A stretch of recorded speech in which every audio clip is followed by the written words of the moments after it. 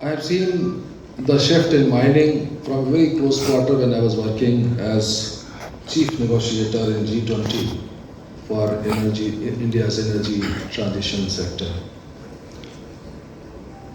There I had the occasion to interact with number of ministries. I was in the Ministry of Power as additional secretary and the chief negotiator for G20 when it happened in India on the energy transition. We had Ministry of Mines, Ministry of Petroleum, Ministry of Coal, Ministry of New and Renewable Energy, and then Atomic Energy Department, as well as Ministry of External Affairs, because there's a lot of geopolitics involved. And that is where I had seen mining sector very closely, because it is a very integral part of India's energy security. And when we talk about energy security, we must keep in mind that we would like to become, as per our Prime Minister's vision, a Vikasit Bharat by 2047 and net zero by 2070. I think you all remember when Modi ji had declared in COP that India will become net zero by 2070. The whole world was taken aback. They were expecting India to be net zero by 2050 or 2060. But we were very clear on this because I was the part of the team working at the international sector. And we were very emphatic that we cannot compromise with India's growth trajectory. We have to become a developed country in a sustainable manner. Of course, when we say sustainability, which is the buzzword, and we all have to follow it like shloka in our religion or a verse in our religious books, that sustainability is the key. And that is why this theme today, that you accelerating growth with sustainability in mind. That is the whole mantra. Now, keeping that in mind, let me share a very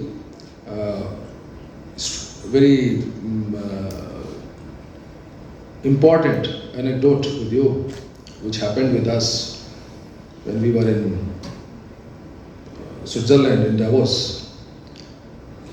We were having a discussion with Honorable Power Minister of India, because I was just closely accompanying him. And we were under a lot of pressure from G7 countries that we should stop and foreclose the thermal power plants, the coal-based thermal power plants in India. And we should switch over to gas-based power plants, and then of course solar and wind and other renewable sources. Gas-based as a transition fuel. But as we see that we are invested a lot in thermal power stations based on coal, and most of it is coming from Eastern India, from coal mining, where we are the leaders. So internationally we announced, our minister announced, we decided that we announced to the world that we are going through a trajectory where we have already announced 500 gigawatt from the renewable sources, but we will continue with our thermal power stations, coal-based power stations, and will install brownfield thermal power stations up to 75 gigawatt by 2040. And there has to be a trajectory which goes up and then comes down to net zero in 2070, so that we don't have to compromise with our India's growth, which is more than 7% at the moment. The requirement of energy is huge. We cannot meet up that requirement from the renewable sources alone. But there has been a definite shift. We have to obtain that 500 gigawatt power from the renewable sources, and therefore there is a rush for the critical minerals and also rare earth. There is a lot of emphasis on EVs, electric vehicles. I was also part of India's EV committee, which was driving for electric vehicles, and associated with that come the critical minerals because of the batteries, because of the storage of power. If we move towards renewable sources, then of course there's a whole shift towards the critical minerals and rare earth.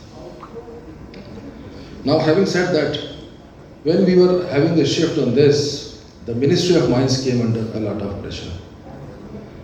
They have to go for circular economy based mining, zero waste mining, sustainable mining, proper mine closure methods.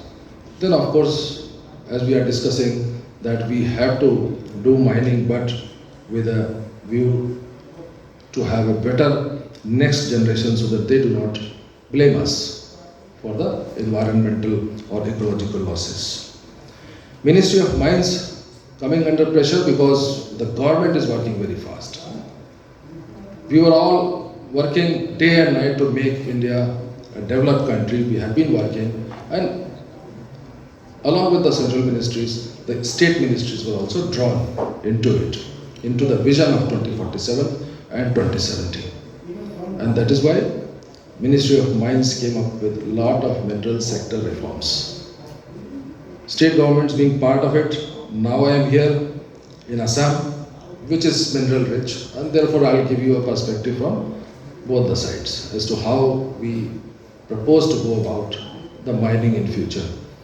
Rather, we can say sustainable mining in future. As just mentioned by my colleague Shahaji, that Assam was known not only for oil and coal, because first oil was found in Digboy, as you all know, and then of course coal, and then we were dependent a lot on tea sector also. But slowly and slowly, with a lot of competitors in the international market for tea, the shift has come to the mining sector now in Assam. With peace returning back after 30 years, since I also look after the police and home department, therefore I know there is no insurgent left in the soil of Assam. As on today, all are on the roll. They are with the government. They are contributing to the prosperity of the state, all overground, rehabilitated most of them, and working with the government with very positive mindset. So all those areas which were unapproachable earlier or unthinkable are now free. In fact, I was telling Coal India Limited, and my Chief Minister also discussed with Kishan Reddy ji, Minister of Coal, that there's a place called Lekhapani on Arunachal border, which ultimately on that side is Myanmar. But Lekhapani is rich in coal that has not been explored so far, despite being allotted for last 5-6 years, or maybe more. The primary reason was the insurgency or the headers there. But now it is absolutely clear. So Kishan Reddy ji said that yes, now Coal India Limited will move to Lekhapani also. The Chief Minister had also told that if Coal India Limited still has any reservation, we will move ourselves. We have private parties also. Now we have so many private parties in the mining sector who are willing to move to such areas. Shahaji was telling about the rare earth and critical minerals being found in 2 districts, hill districts of Assam. These are Dima Hasao district and Karbi Anglong district, and they are rich. As far as the reports of GSI are concerned, they are rich in rare earth elements, and we are going full swing into it. In fact, now we are putting a lot of pressure on GSI to submit the reports so that we can go for auction, and we have already mobilized the public opinion. These were also infested districts, insurgency infested districts. But with a lot of discussions and all coming on overground, council taking its place, the local autonomous councils, they are all into it. A week back, we were having a meeting of the public representatives in Karbi Anglong district. Second meeting we are going to have in the Dima Hasao district. Both are rich districts and both are hill districts having autonomous councils. So the local council executive members, panchayat people, they were all so happy when we told them that what will be the value of estimated rare earth resources in your district. They immediately tried to calculate as to how much their district is going to get. And we have already set up a system. It's such a beautiful governance system now we have set up. We are very fast in giving clearances. You cannot believe that the Chief Minister told IBM, because we have a representative from IBM here, he told IBM that mining plan will have to be approved by you. This was for one of the limestone blocks. So kindly do it parallelly while the mining plan is being prepared. You call these consultants, make them sit in your office so that the mining plan is prepared simultaneously when you are also looking into it. And I was promised by IBM that they will do it within 10 to 15 days. They will approve the mining plan. So that is how actually we are working now. We are working in tandem with the private players, with the government institutional players, and we are working with a vision which has been given by the political dispensation. As far as mineral reforms are concerned, of course we are, with that vision we have taken a lot of steps towards reforms. Very recently we have passed an amendment of the rules which is for circular economy based zero waste mining rules. And I think Assam was the first district to have passed this kind of rule. Circular economy based zero waste mining. I think we have all understood, and that is what about this conference is about. We have also gone for like NMET. We have also gone for ASSMET, State Level Mineral Exploration Trust, so that we can have more funds for the exploration. We can invite the private parties to go for exploration. Now, getting the clearances or no objections from the local authorities has been made easy. The Chief Minister said that we will give a blanket permission to GSI or to any other agency which is coming for exploration. That means you do not have to go from location to location and asking for permissions to explore. So this is the kind of systemic changes that Assam is bringing in. And I'm sure that other states must also be doing it, specifically in the mining sector. Let me also touch upon the advantage Assam that we had a few months back in the month of February. Will you believe that during this Advantage Assam Investment Summit, we signed MOUs, 14 MOUs in the mining sector alone. Assam government with the private and public sectors. 14 MOUs were signed for more than 46,000 crore investment. And Maheshwari Mining is one of them. And there are many others, national as well as international investors in mining sector. So this is not a small amount when we say that there were about 2.5 lakh crore investment was signed, out of which 46,000 crore comes from here. But truly speaking, our figure was around 1 lakh crore because we gave about half the part to industry department. So we say industry and mining, those go together. So if you can say, if you put the cement factories and other kind of investments which are more on industry side but linked to limestone mining and the mining sector, then you can say out of 2.5 lakhs crore investment, 1 lakh crore was MOUs were signed on the mining sector. So that is the potential I want to bring into your notice.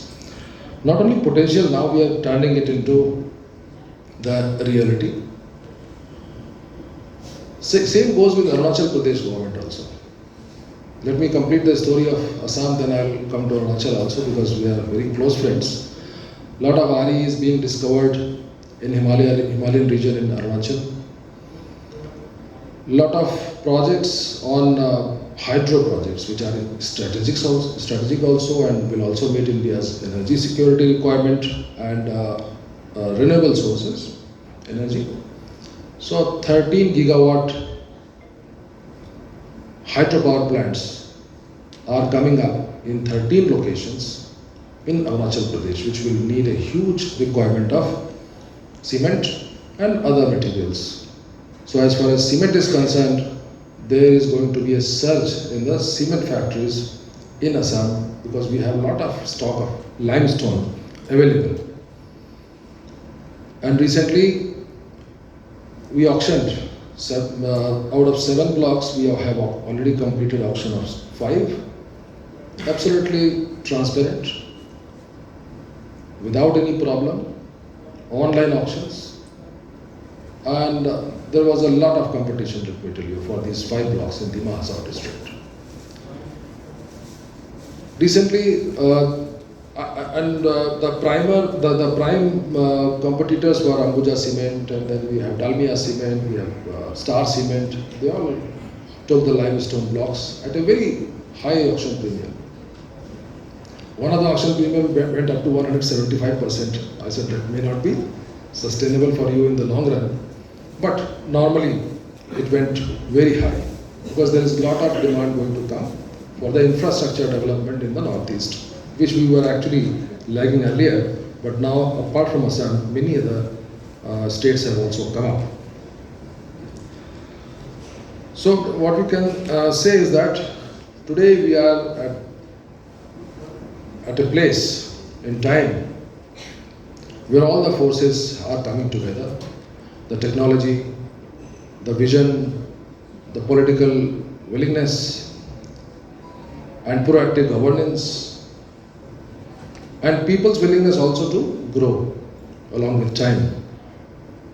When all the factors combine together, I think this is the right time when we can take the mining sector to heights in India.